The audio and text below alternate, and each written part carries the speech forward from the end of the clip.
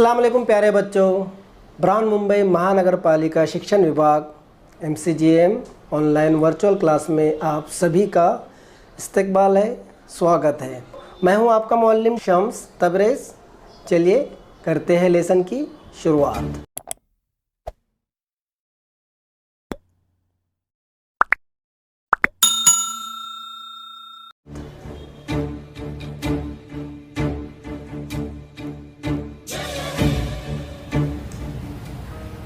अस्सलाम वालेकुम, कैसे आप लोग? उम्मीद है खैरियत से होंगे, पढ़ाई बराबर कर रहे होंगे और हमारी वीडियो भी देख रहे होंगे।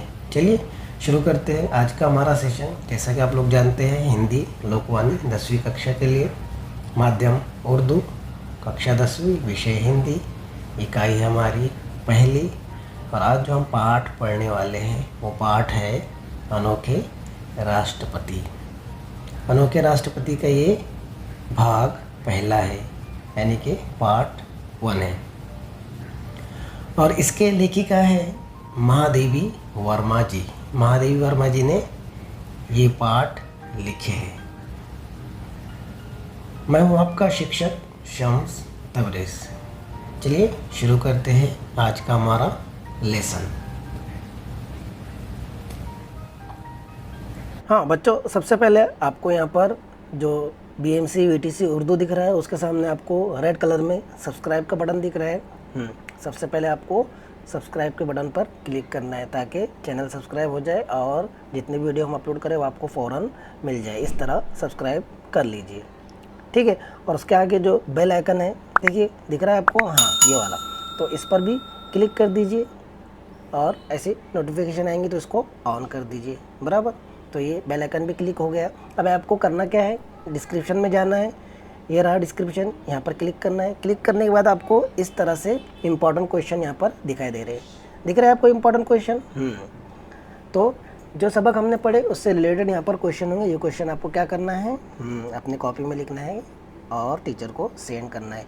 और उसी के नीचे आपको दिख रहा है फॉर फीडबैक फॉर्म, है ना। तो ये फॉर्म भी आपको भरना है और आपको बताना है कि ये वीडियो आपको कैसा लगा। समझ में आ गया बच्चों आपके? Very good. चलिए बढ़ते हैं आगे।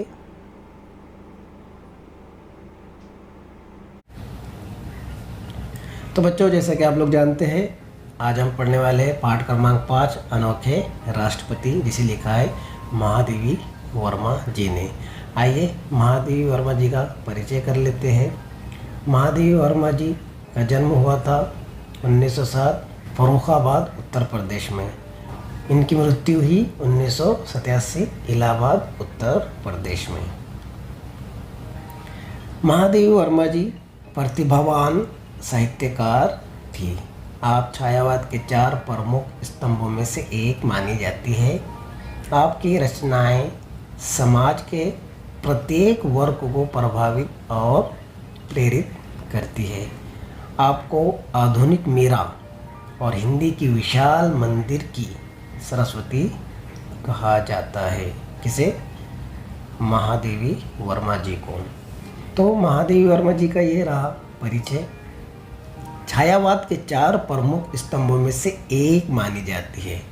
और आपकी रचनाएं आपने जो लिखे हैं वो सब समाज के प्रत्येक वर्ग को, चाहे छोटा हो, बड़ा हो, बच्चा हो, जवान हो, बूढ़ा हो, सब वर्ग को प्रभावित और प्रेरित करती है। क्या करती है? प्रेरित, आगे बढ़ने के लिए, कुछ समझने के लिए, सोचने के लिए। और आपको आधुनिक मीरा और हिंदी की विशाल मंदिर की सरस्वती कहा जाता है। तो आप समझ सकते हैं कि कितनी ये महान है लेखिका महादेवी वर्मा जी। चलते आगे, देखते हैं इनकी प्रमुख कृतियाँ।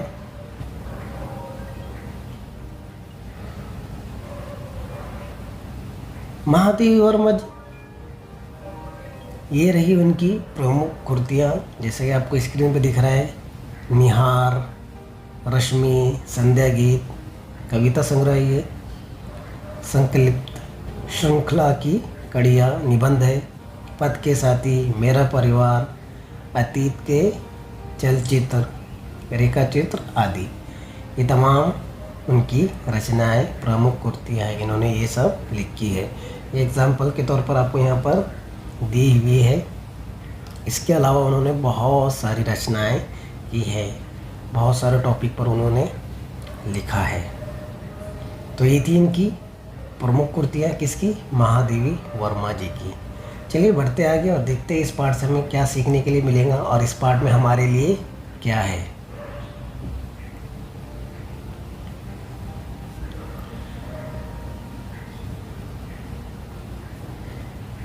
इस पाठ में हमें महादेवी वर्मा जी द्वारा लिखित प्रस्तुत संस्मरण भारत के प्रथम राष्ट्रपति डॉक्टर राजेंद्र प्रसाद जी के बारे में है। पाठ में डॉक्टर राजेंद्र प्रसाद जी की सादगी, सरलता, सहज स्वभाव के बारे में प्रकाश डाला गया है। यहाँ लेखिका ने स्पष्ट किया है कि भारत के महामहिम पद पर पहुंचकर भी डॉक्टर राजेंद्र प्रसाद में लेश मात्र भी नहीं था। तो आज का हम जो पाठ पढ़ने वाले हैं अनोखे राष्ट्रपति, ये है डॉक्टर राजेंद्र प्रसाद जी के बारे में। और आप तो डॉक्टर राजेंद्र प्रसाद जी को जानते ही हैं। इस पाठ में बताया गया है कि राजेंद्र प्रसाद जी कितने सरल थे, कितने सहज थे, उनका स्वभाव कितना सहज था। इन तमाम बातों पर प्रकाश डाला गया है, रोशनी डाली गई है। और यहाँ पर लेखिका ये स्पष्ट करती है कि भारत के महामहिम पद पर पहुंचकर, यानी जो सबसे बड़ा पद है, कौन सा है वो? राष्ट्रपति पद। राष्ट्रपति यानी सदर जमहूरिया, इंग्लिश में उसको प्रेसिडेंट कहते हैं। तो पहुंचकर भी डॉक्टर राजेंद्र प्रसाद में ज़रा सा भी अहंकार, गुरूर, फख्र, घमंड नहीं था। ये यहाँ पर उन्होंने स्पष्ट किया। आजकल तो आप लोग देखते हैं कि ज़रा सी कुर्सी मिल गई तो कैसा पावर आ जाता है, कैसा घमंड आ जाता है, कैसा अहंकार आ जाता है। बड़े हो जाते हैं, छोटे लोगों को कीड़े मकोड़े समझते हैं और कुचलते हुए आगे बढ़ जाते हैं। लेकिन डॉक्टर राजेंद्र प्रसाद जी इतने बड़े पद पर थे, भारत का सबसे बड़ा पद, राष्ट्रपति पद, वहाँ पर पहुँचने के बावजूद उनमें ज़रा सा भी अहंकार, गुरूर, घमंड नहीं था। बल्कि वो कैसे थे? सादगी भरे थे, सरल थे, सहज स्वभाव के थे। कौन? डॉक्टर राजेंद्र प्रसाद जी। चलिए बढ़ते हैं आगे। सबक शुरू करने से पहले हम लोग डॉक्टर राजेंद्र प्रसाद जी के बारे में थोड़ा जान लेते हैं, तो हमें सबक समझने में और आसानी होगी, हमारा पाठ हमें और आसानी से समझ में आएगा। तो डॉक्टर राजेंद्र प्रसाद जी 3 दिसंबर 1884 को पैदा हुए और 28 फरवरी 1963 को उनकी मृत्यु हो गई। भारत के प्रथम राष्ट्रपति थे। अब पहले राष्ट्रपति मतलब, जैसा कि आप लोग जानते ही हैं कि हमारा जो देश है भारत, ये किसका गुलाम था? वेरी गुड, अंग्रेज़ों का गुलाम था। यहाँ पर अंग्रेज़ हुकूमत करते थे। आप लोगों ने मूवीज़ में देखा होगा, सीरीज़ में देखा होगा, सीरियल्स वगैरह में भी देखा होगा किस तरह अंग्रेज़ जो हमारे पर जुल्म सितम करते थे, भारतीयों पर जुल्म सितम करते थे। और इससे पहले भारत पर कई लोग हुकूमत कर चुके थे और उसके बाद अंग्रेज़ हुकूमत यहाँ पर आई और अंग्रेज़ों ने धीरे धीरे हमारे मुल्क पर कब्ज़ा कर लिया और हमको उनका ग़ुलाम बना दिया। हमें आज़ादी नहीं थी, कहीं जाने की आज़ादी नहीं थी, बोलने की आज़ादी नहीं थी, कुछ करने की आज़ादी नहीं थी। तो भारत को आज़ादी दिलाने में बहुत सारे रहनुमाओं ने हिस्सा लिया। गांधी जी, महात्मा गांधी जी, पंडित जवाहरलाल नेहरू, डॉक्टर बाबा साहेब अम्बेडकर, राजेंद्र प्रसाद जी, मौलाना अबुल कलाम आज़ाद, ऐसे बहुत से लोग थे जिन्होंने आज़ादी की लड़ाई में हिस्सा लिया। कुछ लोगों ने अपनी जान की कुर्बानियाँ दी, तब जाकर ये देश आज़ाद हुआ। अब जब देश आज़ाद हो गया तो उसको चलाने के लिए एक हुकूमत चाहिए, प्रॉपर निज़ाम चाहिए, बराबर ना। तो उसके बाद फिर क्या हुआ? हुकूमत बनी। तो सबसे पहले जो हमारे आज़ाद भारत के प्रधानमंत्री थे वो थे पंडित जवाहरलाल नेहरू, और पहले राष्ट्रपति थे जिनके बारे में हम पढ़ रहे हैं डॉक्टर राजेंद्र प्रसाद जी। ये आज़ाद भारत के पहले राष्ट्रपति थे। और ये अलग अलग समय में कुल 12 सालों तक ये राष्ट्रपति रहे। और ये एकलौते ऐसे राष्ट्रपति है, ऐसे इंसान हैं जो 2 बार राष्ट्रपति बने हैं।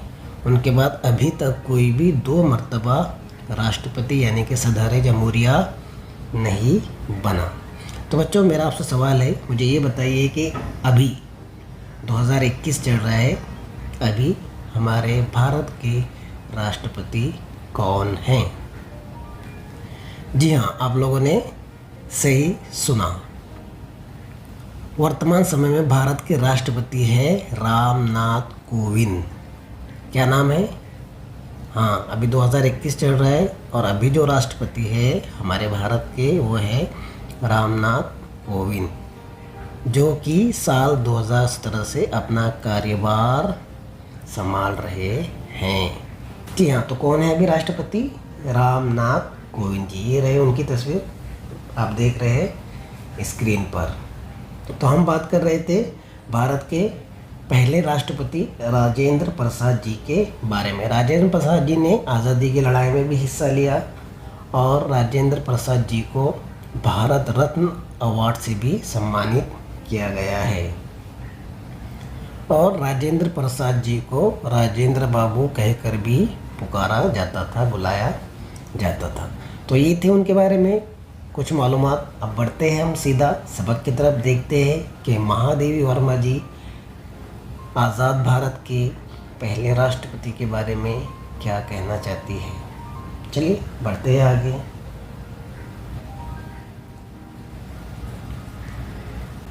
चलिए करते हैं पाठ की शुरुआत। महादेवी वर्मा जी कह रही है, राजेंद्र बाबू को मैंने पहले एक सर्वथा गद्यात्मक वातावरण में ही देखा था, परंतु उस गद्य ने कितने भावात्मक क्षणों की अटूट माला होती है ये बताना कठिन है। क्या कह रही है महादेवी वर्मा जी के? राजेंद्र बाबू को मैंने पहले एक सर्वथा यानी बहुत गर्दी वाले माहौल में मैंने उनको देखा था, लेकिन वहाँ पर कैसी अटूट माला होती थी उस समय ने ये बताना बड़ा ही कठिन है, मुश्किल है। ऐसा कह रही है महादेवी वर्मा जी।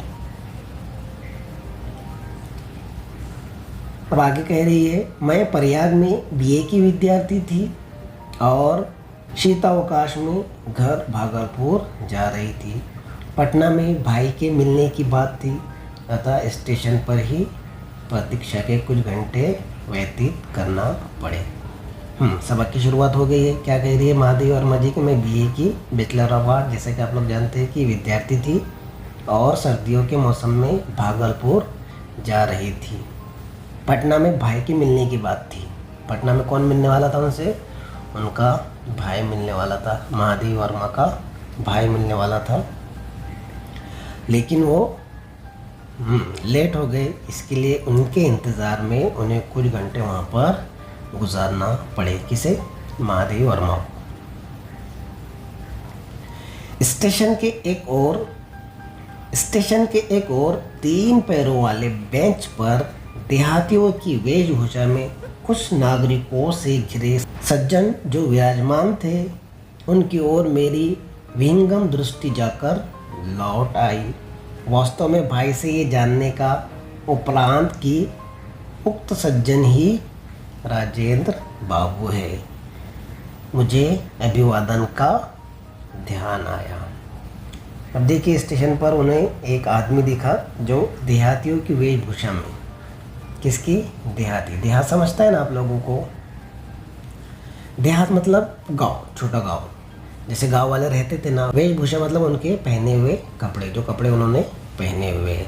तो यहाँ पर वही कह रही है महादेवी वर्मा जी के 3 पैरों वाले बेंच पर देहातियों की वेशभूषा में कुछ नागरिकों से घिरे सज्जन जो विराजमान थे, उनकी ओर मेरी विहंग दृष्टि जाकर लौट आई। मैं उनको देख रही थी और बाद में पता चला कि वो राजेंद्र प्रसाद है। यहाँ पर ये बताना चाह रही महादेवी वर्मा जी कि वो कैसी वेशभूषा पहनते थे, यानी एकदम देहातों जैसी।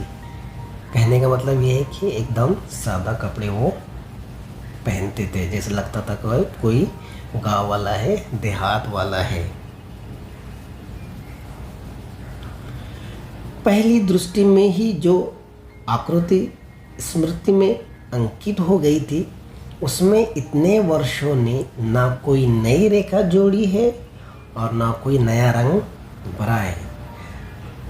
सत्य में से जैसे कुछ घटाना या जोड़ना संभव नहीं रहता, वैसे ही सच्चे व्यक्तित्व में भी कुछ जोड़ना घटाना संभव नहीं होता। महादेव वर्मा जी कह रहे हैं कि जो पहली नज़र में वो उनको नज़र आए थे, कौन? राजेंद्र प्रसाद जी। जब पहली बार उन्होंने उनको देखा था, जैसे उनको उस वक्त देखा था, उसके बाद कई वर्षों के बाद भी वो जैसे के वैसे ही थे। कहने का मतलब ये है कि उनमें ना कोई नया रंग आया था और ना ही नई रूप रेखा। वो ये कह रही है कि सत्य में से जैसे कुछ घटाना या जोड़ना संभव नहीं होता, सच्चाई में से हम कुछ माइनस प्लस नहीं कर सकते, नामुमकिन है। इसी तरह सच्चे आदमी में भी कुछ घटाना और कुछ जोड़ना वैसे ही मुश्किल है जैसे सच्चाई में से कुछ घटाना और जोड़ना मुश्किल है।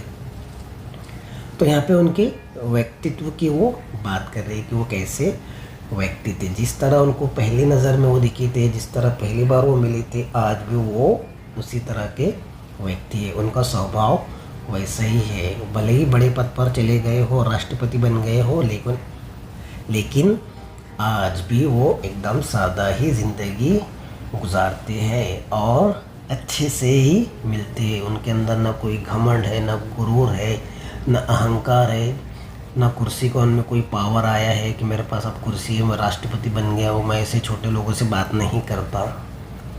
ऐसा उनमें बिल्कुल नहीं था। यही कहना चाह रही है महादेव वर्मा जी कि वो जैसे थे आज भी वैसे ही है। सच्चे व्यक्तित्व में भी कुछ जोड़ना घटाना संभव नहीं है। क्या कह रही है वो? सच्चे व्यक्तित्व यानी सच्चे इंसान में भी कुछ घटाना जोड़ना मुश्किल है। काले घने पर छोटे कटे हुए बाल। अब उनके फेस के बारे में बता रही है, उनके पहनावे के बारे में बता रही है कि वो कैसे है। काले घने पर छोटे कटे हुए बाल, चौड़ा मुख यानी मुंह उनका चौड़ा, चौड़ा माथा, और माथा भी कैसा था उनका? चौड़ा था। घनी भर कुटियों के नीचे बड़ी आँखें, यानी जो हमारे भवें होती है ना, आईब्रोज जिन्हें कहते हैं, उसके नीचे एकदम बड़ी बड़ी आँखें। मुख के अनुपात में कुछ भारी नाक, जैसा उनका मुंह है उससे भारी उनकी नाक है। कुछ गोलाई लिए चौड़ी ठुड्डी, और उनकी ठुड्डी कैसी थी? गोल थी।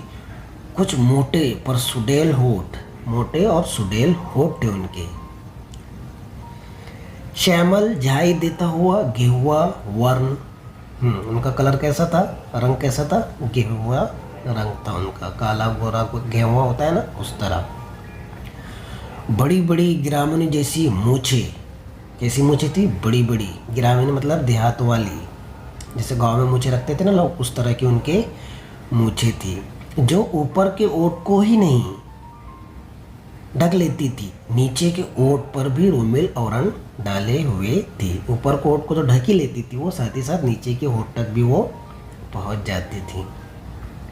हाथ पैर शरीर सब में लंबाई की ऐसी विशेषता थी जो दृष्टि को अनायास आकर्षित कर लेती थी।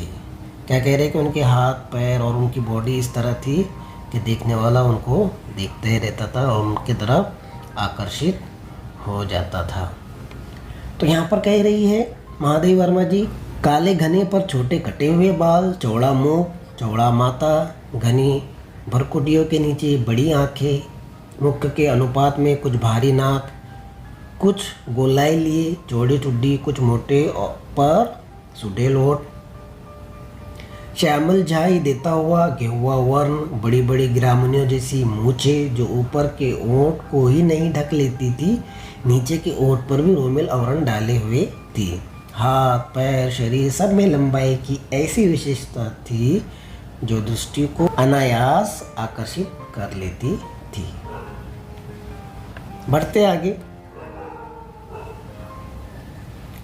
उनकी वेशभूषा की ग्रामीणता तो और भी दृष्टि को उलझा लेती थी। खादी की मोटी धोती ऐसा फेटा देकर बांधी गई थी कि एक ओर दाहिने पैर पर घुटना छूती थी और दूसरी ओर बाएं पैर की पिंडली। मोटे खुरदुरे काले बंद गले के कोट में ऊपर का भाग बटन टूट जाने के कारण खुला था और घुटने के नीचे का बटनों से बंद था। सर्दी के दिनों के कारण पैरों में मोजे जूते तो थे, परंतु कोट और धोती के समान उनमें भी विचित्र स्वच्छंदतावाद था। मिट्टी की परत से न जूतों के रंग का पता चलता था न रूप का। अब यहाँ पर महादेव वर्मा जी कह रही है कि उनकी ग्रामीणता वेशभूषा तो और भी दृष्टि को उलझा देती थी, और भी नज़रों को क्या करती थी, उलझा देती थी। वहाँ पर बता रहे कि किस तरह के उनके कपड़े थे। खादी की मोटी धोती ऐसा पेटा देकर बांधी गई थी, एक और दाहिने पैर पर घुटना छूती थी और दूसरे ओर बाएं पैर की पिंडली, इस तरह वो बांधी गई थी। मोटे कुरदुरे काले बंद गले के कोट के ऊपर का भाग बटन टूट जाने के कारण खुला हुआ था। अभी देखिए कौन है ये, भारत के प्रथम राष्ट्रपति है, लेकिन कोट कैसा पहना हुआ है कि उसका बटन टूटा हुआ है। इतने वो सादा थे। कहने का मतलब ये है कि किस तरह वो सादा ज़िंदगी गुजारते थे इतने बड़े पद पर पहुंचने के बाद भी। और कपड़े कैसे पहनते थे, एकदम गांव के लोगों की तरह। अब उनका जो कोट था उसका बटन ऊपर से टूटा हुआ था, और जो नीचे का कोट था, कोट लंबा होता है ना, पुराने ज़माने में का लंबा कोट पहना करते थे, तो घुटने के पास के जो बटन थे वो बंद थे। अब यहाँ पर ये कह रही है कि सर्दियों के दिनों के कारण उनके पैरों में जूते मोजे तो थे, लेकिन उनमें भी कुछ अलग ही नज़र आ रहे थे, जैसे कि मिट्टी की परत से ना जूतों के रंग का पता चलता था और ना ही रूप का। अभी देखिए भारत के राष्ट्रपति है, जूते और मोजे ऐसे हैं कि उस पर मिट्टी की परत चली हुई। इसका मतलब क्या है, मिट्टी की परत कब चलती है, जब इंसान पैदल चलता है, बराबर ना।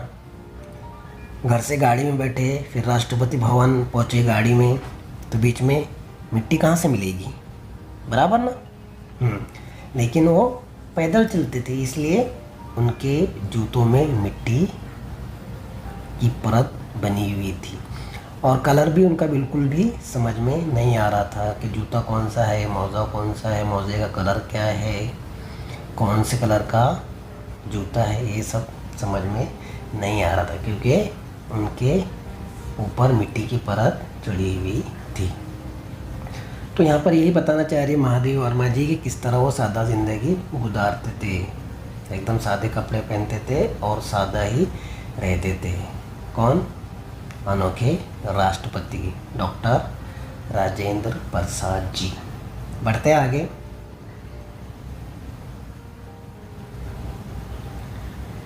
अभी देखिए आगे बता रहे महादेव वर्मा जी, गांधी टोपी की स्थिति तो और भी विचित्र थी।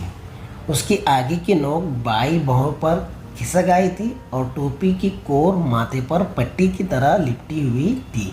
देखकर लगता था मानो वो किसी हड़बड़ी में चलते चलते कपड़े पहनते आए हैं। अतः जो जहाँ जिस स्थिति में अटक गया वो वहीं उसी स्थिति में लटका रह गया। अब उनकी गांधी टोपी के बारे में बता रहे, गांधी टोपी पहनते थे। गांधी टोपी मतलब जो गांधी जी टोपी पहना करते थे, बाद में तमाम लोग उस तरह की टोपी पहनने लगे जो राजनीति में थे।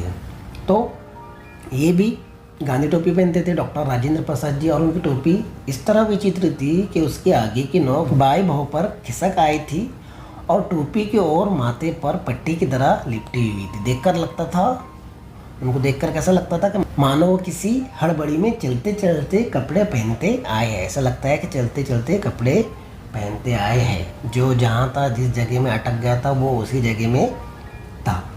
मतलब ऐसे नहीं कि बहुत तैयार होने को बहुत टाइम लगा रहे, मैं भारत का राष्ट्रपति हूँ, 1 घंटा में तैयार हूँगा, बराबर कौन सी चीज़ कहाँ पर है, एकदम बराबर से होना चाहिए, बराबर से टाई लगना चाहिए, टोपी बराबर से लगनी चाहिए, किस तरह कोट पहनेंगे, उसकी प्रेस है या नहीं है, सॉक्स धोए हुए है या नहीं है।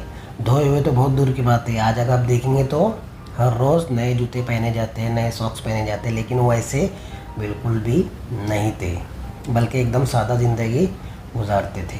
कौन? राजेंद्र प्रसाद जी। तो ऐसा लगता था उनको देख करके वो हड़बड़ी में मानो चलते चलते कपड़े पहनते हुए आए हैं। ऐसा नहीं था, लेकिन ऐसा लगता था। समझ में आ रहा है आपके? चलिए बढ़ते आगे। उनकी मुखाकृति देखकर अनुभव होता था मानो इन्हें पहले कहीं देखा है। अनेक व्यक्तियों ने भी उन्हें प्रथम बार देखकर ऐसा ही अनुभव किया। बहुत सोचने के उपरांत ही उस प्रकार की अनुभूति का कारण समझ में आ सका। अब क्या कह रही है? महादेव वर्मा जी के उनको देखकर ऐसा लगता था कि मानो इन्हें पहले कहीं तो देखा है ना। किसी इंसान को हम देखते तो ऐसा लगता है कि यार इसको तो पहले किधर देखा था मैं, है ना।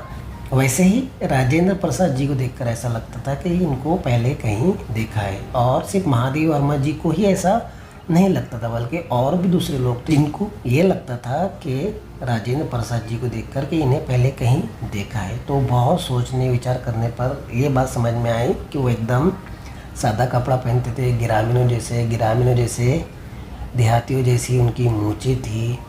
कपड़े भी बहुत ज़्यादा उनके एकदम स्टैंडर्ड वगैरह नहीं थे, जैसे कोट पैंट पहने हैं इस तरह के नहीं थे। बिल्कुल सादा कपड़े वो पहनते थे, बिल्कुल आम इंसान की तरह वो ज़िंदगी गुजारते थे। तो अब आम इंसान तो हर जगह रहते हैं, तो किसी न किसी में उनकी छाया तो ज़रूर दिखती होंगी। इसलिए उनको देखकर ऐसा लगता था कि यार इनको मैंने कहीं तो देखा है, ऐसा उनको लगता था। किसको? महादेव वर्मा जी को। बढ़ते आगे। उनकी वेशभूषा की अस्त व्यस्तता के साथ उनके निजी सचिव और सहचर भाई चक्रधर जी का स्मरण अनायास हो आता है। अब उन्हें कौन याद आ जाता है? चक्रधर, जो उनके सचिव थे। किसके सचिव थे? डॉक्टर राजेंद्र प्रसाद जी के सचिव, मतलब कि पर्सनल असिस्टेंट रहते हैं ना, पीए, जो उनका सब ध्यान ख्याल रखते हैं, कब कहाँ जाना है, कब किसके साथ मीटिंग है, कब किससे बात करनी है, कब क्या करना है, पूरा ध्यान ख्याल जो रखते हैं ना। तो उनके यहाँ पर उनको याद आ गई जब मौज़ों में से 5 उंगलियां बाहर निकलने लगती। जब मौज़ों में से 5 उंगलियां बाहर निकलने लगती, क्या मतलब है इसका? कि वो राजेंद्र प्रसाद जी कितना उसको इस्तेमाल करते थे। ऐसा नहीं है कि रोज़ नए सॉक्स, बल्कि सॉक्स को इस तरह इस्तेमाल करते थे कि वो फट तक जाता था। इतने दिनों तक उसको वो इस्तेमाल करते थे। ऐसा नहीं है कि बस हर रोज़ नया सॉक्स, हर रोज़ नया जूता, ऐसा नहीं, बल्कि पूरी तरह उसको इस्तेमाल करते थे, यहाँ तक कि वो फट जाता था, उसमें से उंगलियां बाहर निकलने लगती थी। इसके बाद आगे कह रही है, जब जूते के तले पैर के तलवों में गॉक्स बनने लगते थे, यानी जब उनके जूते भी फट जाते थे नीचे के तलवे। जब धोती, कुर्ते, कोट आदि का खद्दर अपने मूल ताने बाने में बदलने लगता। कौन? धोती, कुर्ता, कोट भी इतना वो इस्तेमाल करते थे कि उसके ताने बाने में बदलने लगता था, यानी इतना वो उसको इस्तेमाल करते थे। कहने का मतलब ये है कि वो उसको बहुत इस्तेमाल करते थे कपड़ों को। ऐसा नहीं है कि रोज़ नए नए कपड़े पहनते थे, बल्कि जो पुराने कपड़े हैं उनको ही वो पहन कर अपनी ज़िंदगी गुजारते थे, यहाँ तक कि वो फट जाए तब चक्रधर इस पुरातन सज्जों को अपने लिए सहज लेते थे। तो वो क्या करते थे? कौन? सचिव उनके चक्रधर, उनको अपने पास रख लेते थे। उन्होंने वर्षों तक इसी प्रकार राजेंद्र बाबू के पुराने परिधान से अपने आप को प्रसादित कर कृतार्थता का अनुभव किया है। किसने? चक्रधर जी ने, जो कि राजेंद्र प्रसाद जी के सचिव थे। तो महादेव वर्मा जी कह रही है कि मैंने ऐसे गुरु शिष्य या स्वामी सेवक अब तक नहीं देखे। मैंने ऐसे गुरु शिष्य यानी उस्ताद, शागिर्द, स्वामी, सेवक, यानी जो स्वामी रहते हैं और जो उनके सेवक रहते हैं, अब तक नहीं देखे। कौन? यहाँ पर स्वामी कौन थे? राजेंद्र प्रसाद जी थे। और सेवक कौन थे? चक्रधर। गुरु कौन थे? राजेंद्र प्रसाद जी। और शिष्य कौन थे? चक्रधर, वो किस तरह उनके फटे पुराने कपड़ों को संभाल कर रखते थे। कब रखता है ऐसा कोई? जब वो अपने स्वामी को, अपने गुरु को बहुत दिल से चाहता है, उनकी इज्जत करता है।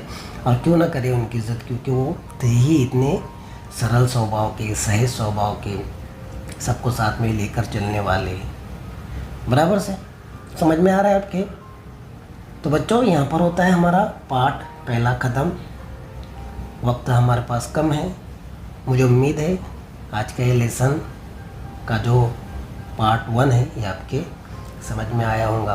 तो बच्चों, वीडियो पसंद आया तो वीडियो को लाइक कीजिए, शेयर कीजिए। चैनल को सब्सक्राइब नहीं किए तो चैनल को सब्सक्राइब कर लीजिए। मिलते हैं नेक्स्ट वीडियो में, तब तक के लिए अपना ख्याल रखिए। नेक्स्ट वीडियो में हम इसका पार्ट 2 पढ़ेंगे।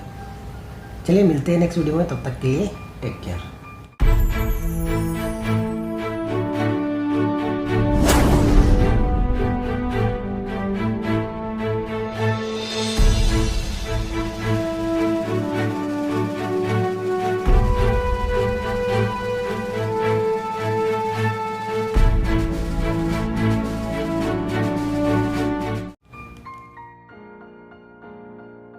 तो बच्चों, मुझे उम्मीद है आपको आज का लेसन पसंद आया होगा। आज की वीडियो में बस इतना ही। मिलते हैं हम नेक्स्ट वीडियो में, तब तक के लिए अल्लाह हाफिज़।